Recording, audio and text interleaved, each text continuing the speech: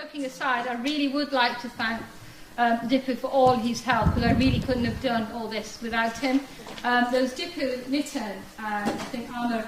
Well, I spoke to all three of them, and they were just like, anything you need, just let us know. But it has definitely been Dipu who's pulled the plugs out for anything that I needed, because I'm obviously not based here, even though I've got to contacts. So a special thank you to you. This is a free-for-all for you guys to ask anything that you want at all. Any comments, any feedback in regards to Shaisa's research or the work that Chris and Umi do, or if you'd like to ask the Imam any particular questions, and obviously Dipu from his wider community and civic role. Any questions? And don't all look at me and think, no, we haven't got any questions at all. So don't believe that for a second. I don't know if it's a question or a comment. I've really been very moved by everyone who's spoken tonight. And I think you've identified something that is very much missing in terms of services and provision in Newcastle. And that's the issue that each of you has touched on around what happens where there might be an issue where it's identified that it's honour-based violence or forced marriage, and then the young person is put in unsuitable accommodation. That accommodation makes them more vulnerable. What are we going to do about that, really? Because I think it is a massive, massive issue that really nobody's talking about, and we need to. What do we do? Well, I was going to be there just to add to it, because it's not just that issue around, and I see it, Leslie, and I've spoken to you so many times about that all sort of violence against women and girls within black and minority ethnic communities is just seen through this lens of honour-based violence and forced marriage. So for a lot of professionals, that's how they approach violence and abuse, and they will not. So whether it's sexual exploitation, whether it's domestic violence, whatever, everything is looked at through that lens. And it just, again, exoticizes it. And really, for most of us, the majority of the work that we do on domestic violence or sexual violence doesn't have an element of honour-based violence or forced marriage, and I think if I look at the Angelou Centre caseload, only maybe about 20%, if that, of our cases are forced marriage and honour-based violence, and then the 80% is just sexual abuse and domestic violence per se. But it's always through that lens, and that's why very often, and we've been, I mean, Rosie comes back and she attends Marek, and she will come back from a Marek and say, there was this young woman there, because all forced marriage cases are referred to Marek, which is a multi-agency risk assessment conference, and at that Marek, there would be a young woman who's been seen or perceived to be moving away or fleeing forced marriage. And there is a much older boyfriend who is around. Nobody's questioning, the fact that, isn't there something wrong with this older boyfriend? And then social services will have him present when they are interviewing her, when they're talking to her, and nobody really looks at it until, it's raised, and then, we will raise that issue at Marek to say, maybe somebody needs to look at what's happening here, and that's when it starts to being looked at. So, again, it's some of those issues. Can I just add to that? One of the cases we had was a woman actually went into a refuge, a young woman in her late teens, because she was actually suffering from sexual abuse. She'd been raped in her family environment since a child, and obviously she disclosed when she was in her late teens at college. So she got put into a refuge, but she actually then was targeted in that refuge because there was men in that community who they knew where the refuge was. So they were purposefully targeting vulnerable women, and then she went through the whole scenario. He became the boyfriend, then he passed her around to try and pretended that he was clearing her debts. And when she tried to, eventually through the social worker, it got recognised that he's exploiting you, and she then would refuse to go out. She was too frightened to go out. She didn't want to report him. Refuge. He befriended another person in the refuge, and then she would tell him when that person went out, and then they would kidnap her off the streets and rape her in a van. So I think it goes back to professional curiosity. That's in two parts. First of all, we're not curious enough to ask the question of the child, but then when we have vulnerable people presenting to us, which may be victims of sexual exploitation or for other reasons may be coming to us for honour-based violence and forced marriage, we put them in a refuge. We don't have the professional curiosity to ask the question, like you said, who is that person with you? Do you have a boyfriend? But obviously you'd ask that in a tactful way. We kind of just put them in a refuge and forget about it. We don't ask questions. Who is around you? Who are your support mechanisms? Sometimes that older boyfriend is actually sexually exploiting her. How much do you think the services are colluding in sexual exploitation of vulnerable people? Well, I don't know about if colluding is the right word. I think it might be kind of a mixture of overwork, turning a blind eye, not understanding the situation, thinking, well, actually, if I ask more questions, then I've got to do more on this issue, which means it's going to increase my workload. Because when you're looking at Rotherham and Rochdale, there was a lot of professionals sort of saying, well, the reason why we didn't raise this issue is because it was community sensitivities. That might have been a part of the reason, but I think a larger part of it was probably professional incompetence or the lack of training. I don't think it could have been all blamed on race. For example, I'll give you a quick example of a Pakistani girl. She's in a residential care home. This is a current case now. She's put there at the age of 12. She used to go out in the evening, so I don't even know what the mechanisms are. I don't know whether they can stop them from going out in the evening, but she was actually then being picked up by a Pakistani bloke, taken to a lock-up garage, and she was sexually abused there, but I don't know by how many people. When that came to light and she disclosed it to a family member, the family member then contacted the social services to say, well, she's in your care and she's been sexually exploited. Guess what the social services did? They actually moved her out of the city and not dealt with the sexual exploitation case, didn't give her any counselling. And she's been moved around now. The family have been complaining for the last 2-3 years, but no one to look into the sexual exploitation of that case because the social services do not want to be seen as having failed that child. Well, I was kind of more like men in power who are within these organisations are actually part of the rings. That I don't know. I couldn't be able to comment on that. I wouldn't know, yeah. I think that is that, again, you alluded to it, Chester, in Bradford, apparently at the moment there is something happening. I think we've been supporting someone from that region, and where I believe that in a particular school there are 9 young Asian women, and they're 16, 17-year-olds who've all left home, who've all moved away because of this whole issue of sexual grooming, exploitation, and it was seen as honour-based violence only, and so nothing was done.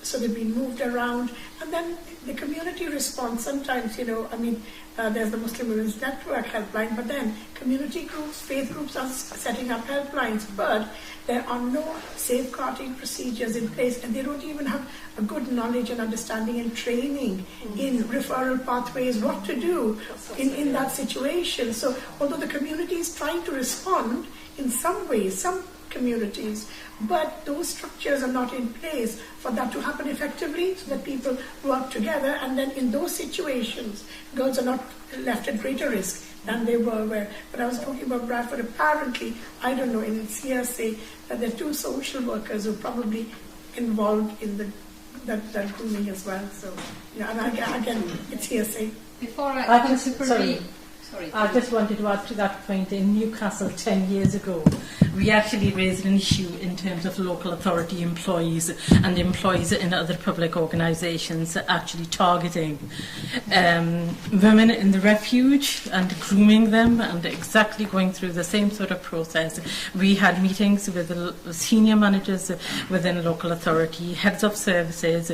We brought it at interagency panel meetings that were dealing around violence and abuse and sexual sort of exploitation, and nobody wanted to know, nobody wanted to listen to it, and I think that's been the response in terms of the collusion. You were saying, agencies have actually, sort of not only not listen when it's brought to their attention to take some action and take some responsibility, have turned blind eye to it and not wanted to deal with it at all. I just want to bring up 2 points before I open up. Just last 2 questions for people if you want to have a quick think about that. Could I just ask how many people in this room know what a laddo is? Yeah. thought so much. Right, LADO is a local authority designated officer.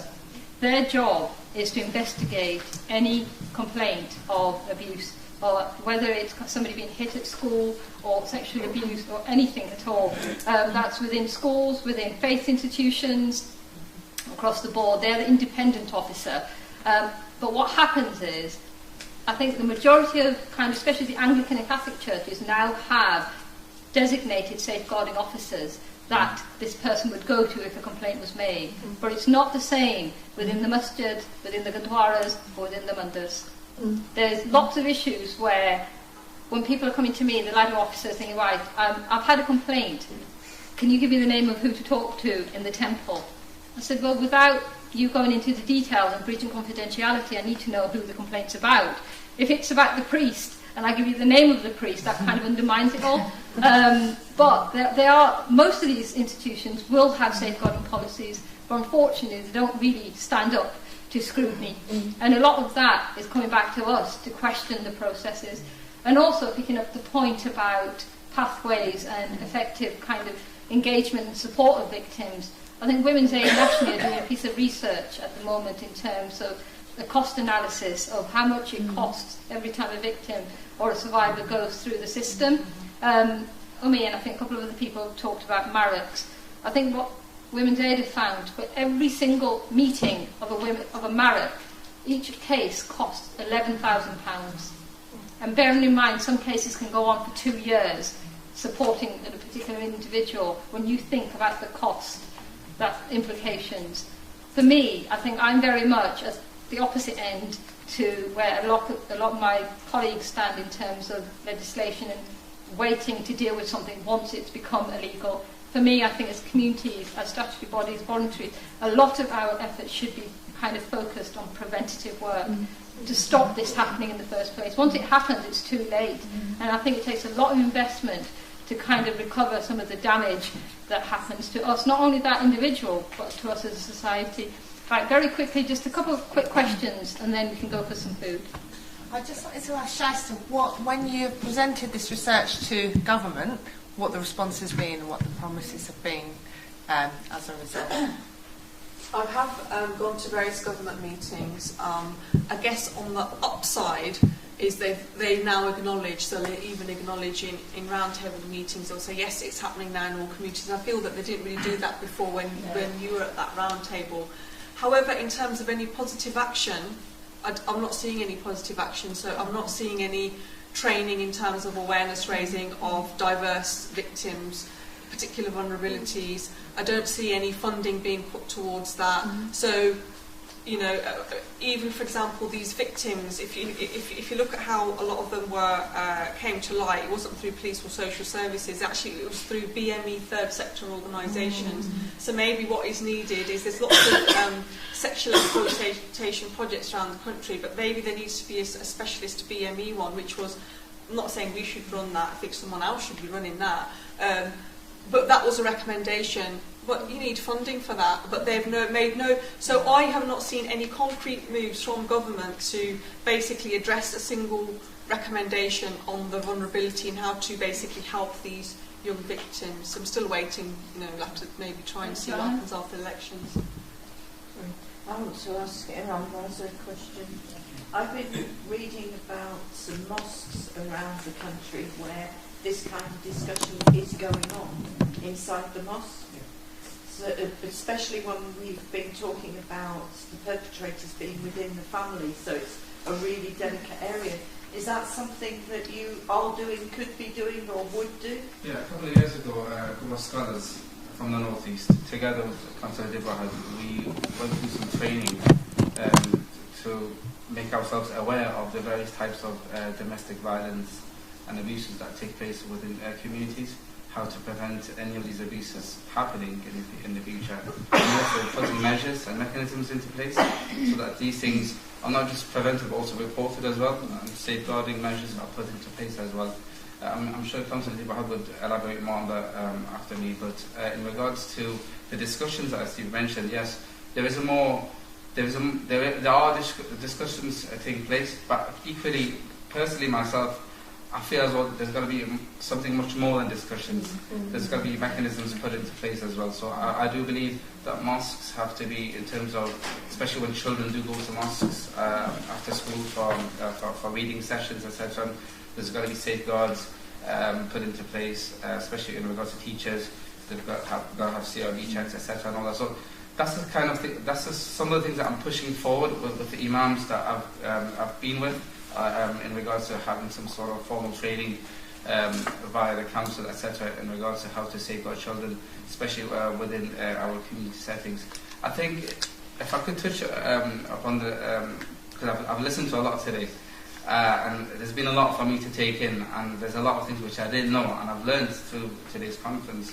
I would say this much: perhaps if certain public sort of services were lax before, but definitely, as Via Bird said before, there is a switch, there is a revolvement which is happening, and I think positively, if it's through all of what we are doing today, and perhaps in the near future, a change can happen. But equally, as you mentioned before, we have to work together, and we've got to identify the very strands within these sort of issues which are prevalent within the community. So I think working on a broader range and not sort of targeting particular community organisations or even mosques or faith ethnicities within communities. I mean, if we can prevent that, perhaps work on a more broader scale, I think that would be very much important for us to do. So yes, our discussions are taking place, but personally, I'm trying to push it far beyond the discussions as well. Chris? One thing I wanted to come back on is following on from something that Chester said, was that we've had a tsunami of victim blaming. And it's come from all sides. And what we have now is a whole generation of young women who have been extremely damaged by what's happened to them. And I still hear it now in my job from social workers, from whoever. She's acting out. She's making lifestyle choices. We're going to have to take that baby away from her because she's just not going to be able to care for that baby. And we've got to put the services in there. I mean, it's another piece of research, but be they Asian girls or be they white girls or be they from any community, you don't just get over that and walk away and have a normal, stable, happy life in a relationship. We owe a lot to those kids, And just one other point I wanted to make was that the woman at the back said something about a lack of awareness or cultural sensitivity. I honestly don't believe, as a white professional working in this field, I don't think I've met many people who have not acted because they're frightened of creating an Islamophobic situation. I've met an awful lot of white professionals who have not acted because they've been frightened of being called racist. And I think that's something that we've all got to take responsibility for and get over as well. I just want to touch on, first, thanks, Shada, for organising this, and I think it's important, and as Umi mentioned that, we talk about domestic violence, honour-based violence, and we never really touched on this. And for me, as somebody who's in the community, I'm not even going to talk about me being a politician, but the community leaders or the so-called gatekeepers don't even recognise domestic violence or honour-based violence, never mind sexual exploitation. So we have to make it quite clear here. If I'm sitting here and say, after this meeting, this conference, and this seminar, I'm going to be very optimistic and things are going to change. No, because since I've been elected since 2007, we've been banging on about domestic violence and honour-based violence with the gatekeepers of the community, and that hasn't gone through. And if that hasn't gone through, how is sexual exploitation going to go through to them? But I think it's important that's when the imams take things forward, and the spiritual leaders and the faith leaders. Imam Raza did mention that we had some training with regards to domestic violence and honour-based violence provided by Newcastle City Council and Leslie Story, which is a real eye-opener for the scholars and others. But that's not enough. I think there needs to be a lot more. Sitting here, when Shada asked me to speak and I did some research, and I have to be, put my hands up and say, I've heard about sexual exploitation, we heard about Operation Sanctuary, we heard about what's happened in Rochdale, we've heard about these issues, but, we haven't really heard about how, women and children from certain communities are being exploited. We haven't heard about it. And once you do research, you realise how deep-rooted it is. For me, I think, as I said, I'm quite critical of community leaders and gatekeepers because I think they are the biggest problems. And I think, as well as the police, and I think this is really important, when there's an issue with regards to anything in the community, the police, and I know there's police officers here, and I have had this conversation with Vera Bed and others, The unfortunate thing is they go straight to the gatekeepers and not the real players in the community. And that is a problem, because the gatekeepers are yes people. And what they'll say is, yes, yes, we'll do this, we'll do that. I mean, I'll give you an example. About 3-4 years back, there was issues with regards to gang culture, youth crime, different gangs fighting each other from different communities.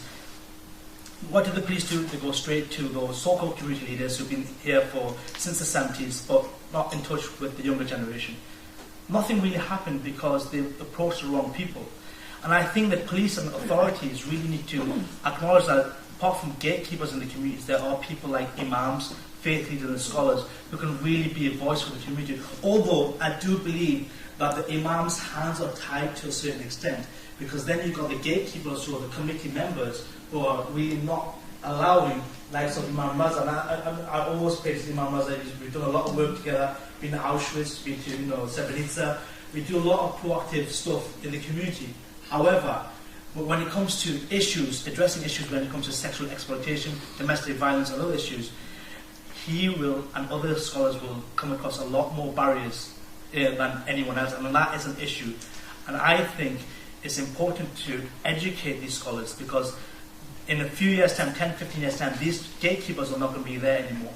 But I think these scholars need to be equipped and make sure that they do take the community forward, especially targeting issues with regards to domestic violence or sexual exploitation. I think hopefully, sorry, very quickly, last question. Just links in with Deepu's point, I think I just wanted to raise a question, both for the Imam and for anybody else who might want to think about it, is in terms of engagement. I think Deepu was saying we need to know more about the exploitation and experiences of those who have been exploited, and we're talking about women here. Now, if you look at the imams, the majority of the engagement is with 50% of the population within the communities, which is the men. So really, and some of whom are the perpetrators. So the issues are, not going to be going into the religious arena in terms of the religious representatives. About the exploitation and abuse, and it's how whether you have any thoughts in terms of how you can engage with the 50% of the population that doesn't have access to the mosque, and that doesn't have access to the imams, which are the women and the girls that are being exploited from the community, because there is, I think, at the moment that divide. There is very minimal, if any, contact. We make this very brief, so I think people are getting ready to do. So basically what he's saying, it's a very complicated so basically what he's saying is the 50% of the people, example from the Muslim community, who are not being approached. Example, if they go to the mosque, there's usually men. The good thing is, I think, with the younger scholars, and it's important, I'm just going to target the Islamic scholars at the moment. I think it's important. The scholars do have seminars where a lot of women do attend. Now, and a lot of the mosques have a speaker system where, the women who don't attend the mosque can listen to the khutbah from the mosque, so from the houses, if they don't attend the Friday prayers. And I think it's important for the scholars to be equipped, be educated, and be, know the subject well, and then talk about it during the khutbah, because that will go to a lot of households, not all. But that is just a start, because there's a lot more work needs to be done. And I think that's a stepping stone to do other things and do better things in the community. Thank you. I'm just going to end with just a very quick couple of comments. I think, again, for a lot of the voluntary groups and some of the community people here, I think make sure you get your head around online grooming, because that is the biggest threat at the moment. And it's a growing threat, because unfortunately a lot of people within our community especially don't have those IT skills to have that awareness. They think, they're not outside, they're not going outside getting drunk, they're not dressed like so-and-so's child, they're just on that computer. So be very careful that you know what's going on. But this goes back to my other fundamental point, where we as a community need to talk to our young people to make sure that they are approaching us and not check Google every time they have a question about any of these key issues. I'd like to thank all our panellists and our speakers, and all of you guys as well. Thank you so much. And I'm sorry it's ran over slightly. There is some lovely food next door. But again, to the statutory bodies here, it shouldn't have taken me to do this event, because you guys have the resources, you have the responsibility. But at the same time, I think we as a community need to take some ownership And I really want to take this forward, where we have, as a community, have these conversations and have this dialogue and talk about some of these really difficult conversations, where there is that thing where the media is kind of demonising certain communities, but then at the same time there is an issue. But there are also opportunities. There's the imams here, there's people here from other faiths, and there's lots of good practice, and I think we all need to work together, rather than seeing each other as the enemy or saying, well, it's not us. You know, we don't do this, it's those people. And unfortunately, all the evidence shows we all do this, and we're all victims. The last time I stood up in a conference like this, I made the comment, and I stand by it, and kind of wish I didn't have to. I said, I guarantee there are survivors of exploitation and abuse sitting in this room, but I also guarantee there are potential perpetrators sitting in this room. And last time I said that, at the Q&A, the survivor actually stood up and said, yes, I am a survivor. So it happens right across the board. 1 in 3 women across the planet will be abused or raped in her lifetime. That's 1 billion women. And, you know, a woman rings the police every minute of every day to report abuse, and that's after being a victim of abuse up to 35 times. I mean, this isn't just black women or Asian women, whatever. This is an endemic issue for us as a society to take responsibility for. Anyway, enough about me going on. Thank you again. I'd like to wish you a safe journey, but please grab some food.